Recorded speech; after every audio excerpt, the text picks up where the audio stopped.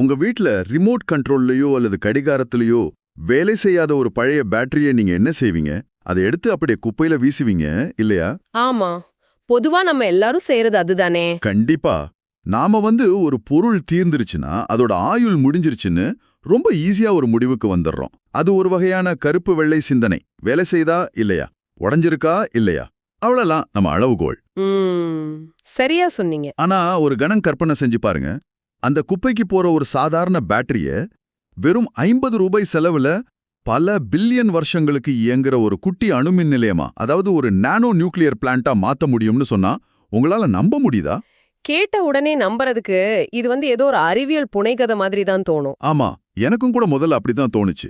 ஏன்னா அணுமின் நிலையம்னாலே பலாயிரம் கோடிகள் செலவுல ரொம்ப பெரிய பாதுகாப்பு கவசங்களுக்கு மத்தியில ஒரு பெரிய கான்கிரீட் சுவர்களுக்குள்ள கட்டப்படுற ஒண்ணுங்கிற பிம்பம் தானே நம்ம மனசுல ரொம்ப ஆழமா பதிஞ்சிருக்கு. சரியா சொன்னீங்க. ஆனா இன்னைக்கு நாம இந்த ஆழமான தேடல்ல விவாதிக்க போறது ஒரு சாதாரண விஷயமே கிடையாது. ஆராய்ச்சியாளர் இனியன் கா மூ அவங்களோட கண்ணம்மா அறிவியல் ஆய்வு குறிப்புகளை தான் எந்த முன்முடிவும் இல்லாம அலச போறோம். கண்டிப்பா இந்த குறிப்புகள் நம்மளோட பழைய பிம்பத்தை முழுமையா உடைக்குது. முக்கியமா இன்னைக்கு, அதாவது 2026ஆம் ஆண்டு மே 10ஆம் தேதி, இதுக்கு ஒரு வரலாற்று சிறப்பு இருக்கு. எந்தவித வெளிப்பொருளும் இல்லாம குப்பையில வீசப்பட்ட ஒரு செத்துப்போன பேட்டரி தொடர்ந்து 50 நாட்களா மின்சாரத்தை உற்பத்தி செஞ்சிட்டு இருக்கு. அதோட பொன்விழா நாள் தான் இன்னைக்கு. வாவ், நிஜமாவே இது ஒரு பெரிய மைல்கல். ஒரு சாதாரண பென்சில், செத்துப்போன ஒரு பேட்டரி, காத்துல இருக்கிற நைட்ரஜன், அப்புறம் கொஞ்சம் குவாண்டம் இயற்பியல், இது எல்லாம் எப்படி ஒன்னா சேர்ந்து ஆற்றல் உற்பத்தியில ஒரு பெரிய புரட்சியை ஏற்படுத்துதுங்கிறது தான் இந்த ஆய்வோட மையப்புள்ளி. இதோட அறிவியலுக்குள்ள கொஞ்சம் ஆழமா போவோம். இந்த சோதனையோட வடிவமைப்பை பார்த்தப்ப நிஜமா எனக்கு முதல்ல சிரித்து தான் வந்துச்சு. ஏன் அப்படி என்ன விசித்திரமா இருந்துச்சு அதுல? அதாவது இது பல கோடி ரூபாய் செலவுல உருவாக்கப்பட்ட ஏதோ ஒரு விலை உயர்ந்த லேப்ல நடக்கல. சீனாவுல தயாரிக்கப்பட்ட ஒரு சாதாரண 1.5 வோல்ட் 6 ஆம்பியர் திறன் கொண்ட டியூரோசெல் பேட்டரி தான் இதுக்கு அடிப்படை. அதுவும் ஜெல் தொழில்நுட்பத்துல உருவான பேட்டரி. புரியுது. முக்கியமா இது கடிகாரத்துல பயன்படுத்தப்பட்டு அதோட ஆயுள் முடிஞ்சு செத்துப்போன ஒரு பேட்டரி. அதுதான் இந்த ஒட்டுமொத்த ஆய்வோட அடித்தளமே. அந்த செத்துப்போன பேட்டரிங்கிற வார்த்தையை நம்ம ரொம்ப கவனமா நோட் பண்ணணும். அப்சரா நம்பர் 12 பென்சில்ல இருந்து எடுக்கப்பட்ட 3 சென்டிமீட்டர் நீளமுள்ள கிராஃபைட் குச்சிகளை சொருகி செல்லோடேப் போட்டு ஒட்டி வச்சிருக்காரு. கேட்கவே ரொம்ப சிம்பிளா இருக்கு இல்லையா? ஆமா, இது பாக்குறதுக்கு எப்படின்னா ஒரு உயிரிழந்தவருக்கு வெறும் பென்சிலை வச்சு சிபிஆர் கொடுத்து உயிர்ப்பிக்கிற மாதிரி இருக்கு. ஆனா எனக்கு இங்கே ஒரு பெரிய சந்தேகம் வருது. சொல்லுங்க, என்ன சந்தேகம்? அணுக்கரு சிதைவுனா என்னன்னு நமக்கு ஓரளவு தெரியும்.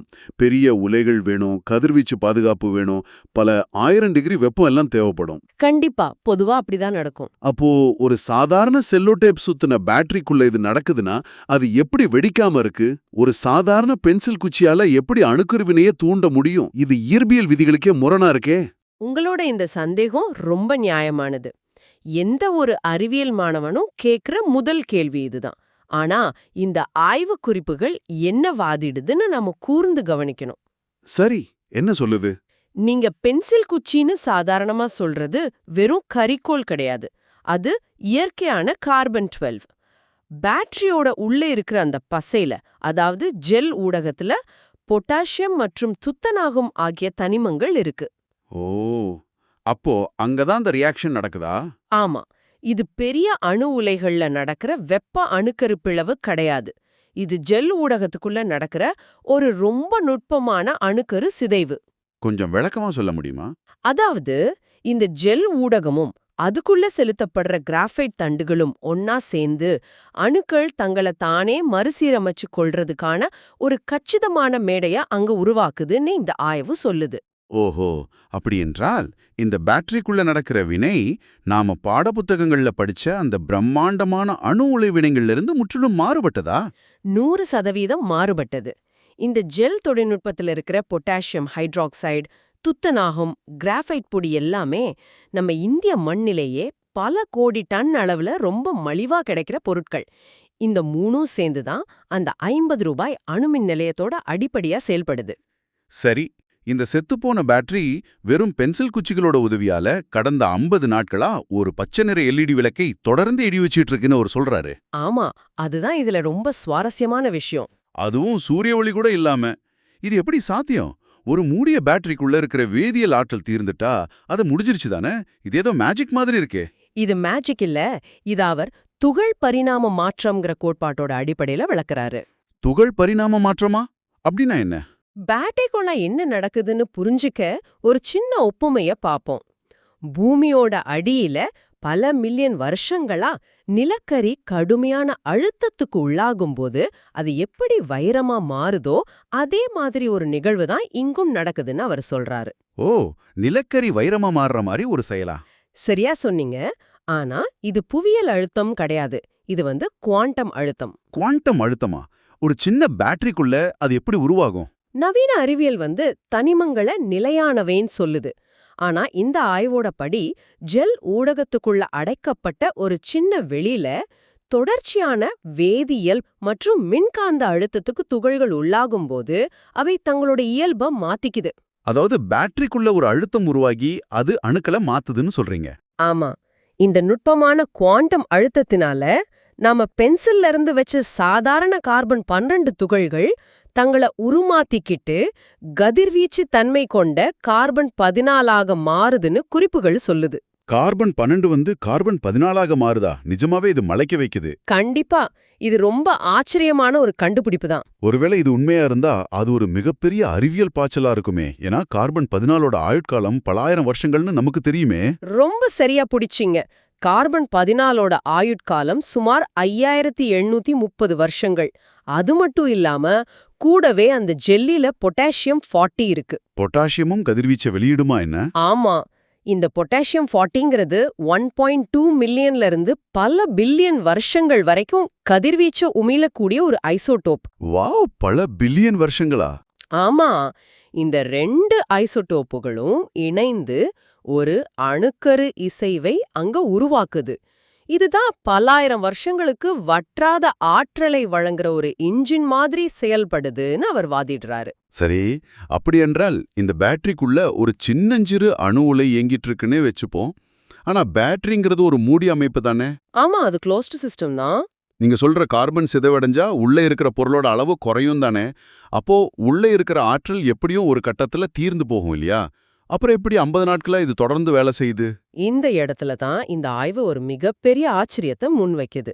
இத விளக்கறதுக்கு நாம நைட்ரஜன் உள்ளிழுத்தல்ங்கிற சுழற்சிய புரிஞ்சுக்கணும். நைட்ரஜன் உள்ளிழுத்தலா? அப்படின்னா? பேட்டரிக்குள்ள இருக்கிற கார்பன் துகள்கள் சிதைவடையும் போது அதோட நிறை குறையுது. நிறை குறையும் போது அந்த மூடிய பேட்டரிக்குள்ள மிகச் சிறிய அளவுல ஒரு வெற்றிடம் உருவாகுது.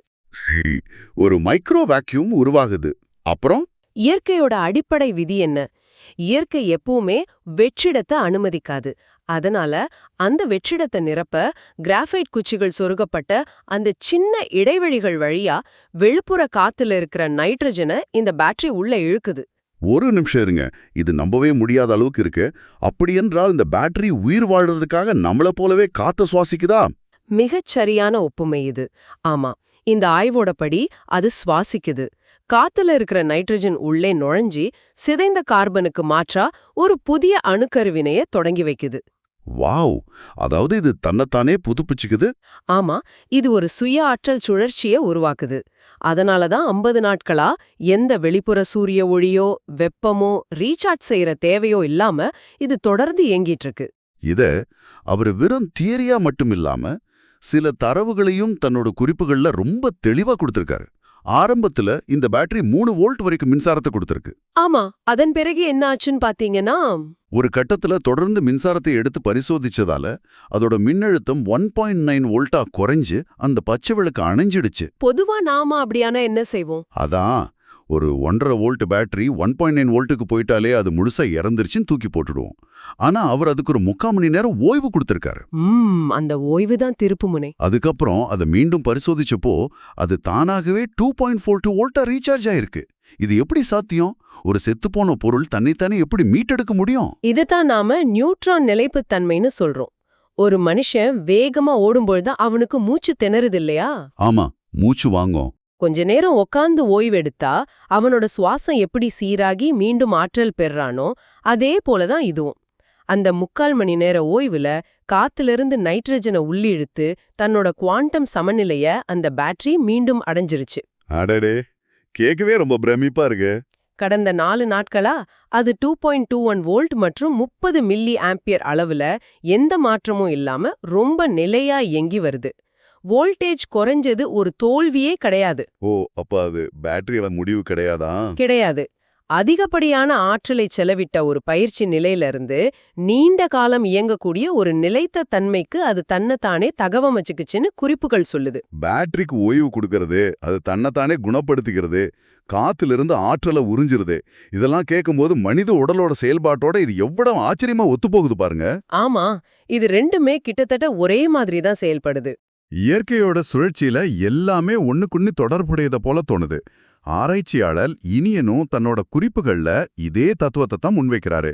உணவில்லாமல் வாழும் கலைங்கிற ஒரு புத்தகத்தை குறிப்பிட்டு மனித உடலும் இந்த பேட்டரியும் அடிப்படையில ஒண்ணுதான் சொல்றாரு. ரொம்ப சரியா சொன்னீங்க. அவர் மனிதனோட உடலியல் தத்துவத்தை இந்த இயற்பியல் ஆய்வோட ரொம்ப ஆழமா இணைக்கிறாரு. திருமூலர் அப்புறம் திருக்குறள்ல திருவள்ளுவர் சொல்ற உண்டி சுருங்குதல் மாதிரி பழந்தமிழர் கருத்துக்களையும் அவர் சுட்டி காட்டுறாரு. அது மட்டும் இல்லாம 1866ல வாழ்ந்த ஜெர்மன் மருத்துவர் அர்னால்ட் எரட் அவங்களோட கொள்கைகளையும் அவர் ஒப்பிட்டு பேசுறாரு. ஆமா, அதோட சாராம்சம் என்னன்னு தெரியுமா? அதாவது மனுஷன் அளவுக்கு அதிகமா சாப்பிடுறத குறைச்சு விரதம் இருந்து உடலுக்கு ஓய்வு கொடுத்தா என்ன நடக்குங்கிறத அவர் ஒப்பிடுறாரு.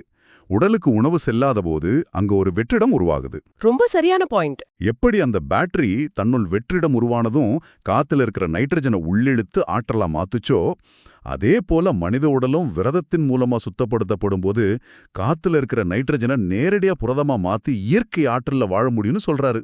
கேட்கவே ரொம்ப சிலிர்ப்பா இருக்கு இல்லையா? ஆமா, உண்டி சுருங்குதல்ங்கிறது வெறும் பட்னி கிடக்கிறது கிடையாது. அது ஒரு வகையான தவம். உடலை சுத்தப்படுத்தும் போது ரத்தத்தில் இருக்கிற கழிவுகள் நீங்கி பிரதஞ்ச ஆற்றலை ஈர்க்கிற இயற்கை மனிதனா நம்ம மாறுறோம்னு சொல்றாரு. இந்த சிந்தனையில ரொம்பவே வசீகரிக்குது. இந்த தத்துவத்தையும் அந்த பேட்டரியோட செயல்பாட்டையும் இணைச்சு ஒரு பெரிய கண்ணோட்டத்துல பார்த்தோம்னா, இது நவீன அறிவியலுக்கு விடப்படுற ஒரு மிகப்பெரிய தத்துவார்த்த சவால்னு சொல்லணும். அப்படி என்ன சவால் விடுது? கிளாசிக்கல் இயற்பியல்வ நாம ஆற்றல் அழியாதுன்ற விதியை படிச்சிருப்போம். அதாவது law of conservation of energy. ஆற்றலை ஆக்கவோ அழிக்கவோ முடியாது, ஒரு நிலையிலிருந்து இன்னொரு நிலைக்கு மாத்தத்தான் முடியும்னு அந்த விதி சொல்லுது.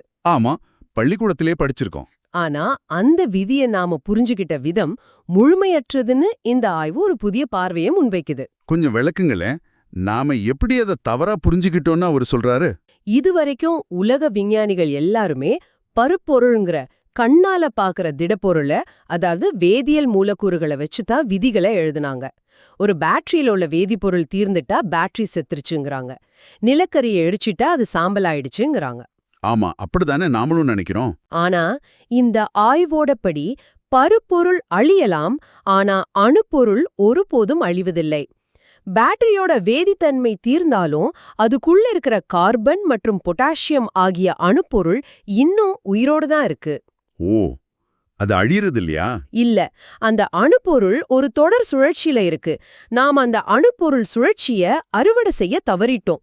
இப்போ இந்த 50 ரூபாய் பரிசோதனையோட மூலமா அந்த சுழற்சியத்தான் நாம அறுவடை செய்ய தொடங்கியிருக்கோம். வாவ்! அதாவது நிலக்கரிய எரிக்கிறது பருப்பொருள் அழிவு, ஆனா அணுக்களோட அளவிலேயே ஆற்றலை உறிஞ்சிறது அணுப்பொருள் சுழற்சி. மிக சரி. இது நிஜமாவே இயற்பியலை தலைகீழா புரட்டி போடுற ஒரு சிந்தனை தான். இதெல்லாம் சரி, இதனால உங்களுக்கு என்ன லாபம், இதை ஏன் நீங்க தெரிஞ்சுக்கணும்னு நீங்க யோசிக்கலாம். கண்டிப்பா நேயர்களுக்கு அந்த கேள்வி வரும். இந்த கதையை எதுக்கு உங்ககிட்ட சொல்றோம்னா, இது வெறும் ஒரு பேட்டரியோட கதை கிடையாது. இதுல நம்ம அனைவருக்கான ஒரு மிகப்பெரிய எதிர்காலமும் பொருளாதார மாற்றமும் ஒழிஞ்சிருக்கு. ஆமா, இத ஒரு சின்ன அளவீட்டோட நம்ம சுருக்கிடக்கூடாது. இந்த 20 கிராம் எடையுள்ள ஒரு குப்பை பேட்டரியே எந்த எரிபொருளும் இல்லாம 50 நாட்களுக்கு தொடர்ந்து மின்சாரம் தருதுன்னா, இதே கொஞ்சம் பெருசாக்கி ஒரு 20 கிலோ எடை கொண்ட ஒரு அமைப்பா மாத்துனா என்ன ஆகும்னு கற்பனை செஞ்சு பாருங்க. அதத்தான் அவர் பானு நானோ அணுமின் நிலையம்னு பேரிட்டு அழைக்கிறாரு. ஆமா, அவரோட கணக்கீட்டின்படி 20 கிலோ எடையில இதை வடிவமைச்சா ஒரு வீட்டுக்கு தேவையான 1 மணி நேரத்துக்கு 3 யூனிட் மின்சாரத்தை, அதாவது ஒரு நாளைக்கு 72 யூனிட் மின்சாரத்தை இதனால எந்த செலவும் இல்லாம வழங்க முடியும். ஒரு நாளைக்கு 72 யூனிட்னா மாசத்துக்கு 2100 யூனிட்டுகளுக்கும் மேல. ஆமா, ஒரு நடுத்தர குடும்பத்துக்கு இது எவ்வளோ பெரிய சேமிப்பு. இதுக்கான தயாரிப்பு செலவு எவ்வளோ தெரியுமா? சொல்லுங்க, எவ்வளோ ஆகும்? வெறும் 10,000 ரூபாய் மட்டுமே. 10,000 ரூபாய் செலவுல அடுத்த 10 வருஷங்களுக்கு இது தானாகவே மின்சாரம் தரும்னு சொல்றாரு. ஒருவேளை இது நிஜமாவே சாத்தியமானா உலக பொருளாதாரமே தலைகீழா மாறிடுமே. அது மட்டும் இல்லாம இது இந்தியாவோட சுயசார்பு ஆற்றல் புரட்சிக்கான ஒரு மாபெரும் திறவுகோலா மாற வாய்ப்பிருக்கு. இன்னைக்கு நாம எலக்ட்ரிக் வாகனங்களுக்காகவும் நம்ம மொபைல் போன்ல இருந்து லேப்டாப் வரையிலான மற்ற தேவைகளுக்காகவும் வெளிநாடுகளோட லித்தியம் கோபால்ட் பேட்டரிகளை முழுமையா சார்ந்திருக்கோம். ஆமா, அது ரொம்ப ஆபத்தானதும் கூட. கண்டிப்பா லித்தியம் பேட்டரிகளை வெட்டி எடுக்கிறதும் அதை அழிக்கிறதும் இயற்கைக்கு ரொம்ப ஆபத்தானதுனும் இது ஒரு தற்காலிக தீர்வு மட்டும்தானும் இந்த ஆய்வு குறிப்புகள் வாதிடுது. அப்போ இந்த பானோ நானோ அமைப்புல என்ன பயன்படுத்துறாங்க? இந்த பானோ நானோ அமைப்புல பயன்படுத்தப்படுற இரும்பு, கிராஃபைட், பொட்டாசியம், துத்தநாகம் எல்லாமே இந்தியாவுல ரொம்ப மலிவா கோடிக்கணக்கான டன் அளவில் கிடைக்கிற பொருட்கள். நாம யாருக்காகவும் கையேந்தி நிக்க வேண்டியதில்ல. இதை கேட்கும்போது பலருக்கும் ஒரு பயம் வரலாம். அணுக்கரு, பொட்டாசியம், கதிர்வீசினாலே அது நமக்கு ஆபத்தானதான? ஆமா, அந்த பயம் இயல்பானதுதான். ஆனா அதையும் அவர் ரொம்ப தெளிவா விளக்குறாரு. எப்படி விளக்குறாரு? நாம் அன்றாடம் சாப்பிட்ற வாழைப்பழம், இளநீர், தேங்காய் போன்ற பொருட்கள்ல கூட இயற்கையான கதிர்வீச்சு கொண்ட பொட்டாசியம் இருக்கு. அது மனிதர்களுக்கு நன்மை செய்யக்கூடிய கதிர்வீச்சு. ஓ, நம்ம உணவுலயே அது இருக்கா? ஆமாம், நமது உடம்புலயே 18% கார்பன் இருக்கு. அந்த இயற்கையான கார்பனும் பொட்டாசியமும் தான் இந்த பேட்டரிக்குள்ள ரொம்ப பாதுகாப்பா இரும்பு வரைக்குள்ள அடைக்கப்பட்டு மின்சாரத்தை உருவாக்குது. இது முழுக்க முழுக்க பாதுகாப்பானதுன்னு அவர் சொல்றாரு. நிம்மதியா இருக்கு கேட்கவே. இதுல கவனிக்க வேண்டிய இன்னொரு ரொம்ப முக்கியமான பரிமாணம் இருக்கு. இந்த அறிவாற்றல் ஒரு ஆய்வுக்கு குறிப்போட நின்னுட போறதில்ல. இது எப்படி உலக அரங்கிற்கு போக போகுதுங்கிறது தான் அடுத்த கட்டம். அது எப்படி உலக அரங்கிற்கு போகும்? ஆராய்ச்சியாளரோட மகள் இஎல் சூ இ இங்கிலாந்தோட ஹெட்ஃபோர்ட்ஷயர் பல்கலைக்கழகத்துல ஆஸ்ட்ரோபிசிக்ஸ் படிச்சுட்டு வராங்க. அவங்களும் இந்த ஆய்வுல தன்னோட தந்தையோடு இணைந்து செயல்பட்டு வராங்க. ஓஹோ, இது உலக அளவுல ஒரு பெரிய தாக்கத்தை ஏற்படுத்தும்னு நினைக்கிறீங்களா? நிச்சயம். மேற்குலக நாடுகள் பல பில்லியன் டாலர்களை செலவழிச்சு விண்வெளி பயணங்களுக்கும் அங்க மனிதர்கள் தங்குறதுக்கான எரிபொருளையும் தேடிட்டு இருக்கிற இந்த நேரத்துல இந்தியாவோட ஒரு மூலையிலிருந்து பறந்த இந்த அணுப்பொருள் சுழற்சி மின்கலத்தை அவர் ஒரு சர்வதேச அரங்குல சமர்ப்பிக்க போறாரு. வாவ், இது விண்வெளி பயணங்களுக்கு உதவுமா? ஆமா, எதிர்காலத்துல விண்வெளியில மிதக்கும் வீடுகளுக்கான முதன்மை ஆற்றல் கலனாக கூட இந்த தொழில்நுட்பம் மாற வாய்ப்பிருக்கு. காத்துல இருக்கிற நைட்ரோஜனை மட்டும் வச்சுக்கிட்டு பல 100 வருஷங்கள் இயங்குற ஒரு பேட்டரி விண்வெளி பயணங்களுக்கு எவ்ளோ பெரிய வரப்பிரசாதமா இருக்குன்னு சிந்திச்சு பாருங்க. அத நினைக்கும் போதே நிஜமாவே எனக்கு புல்லரிக்குது.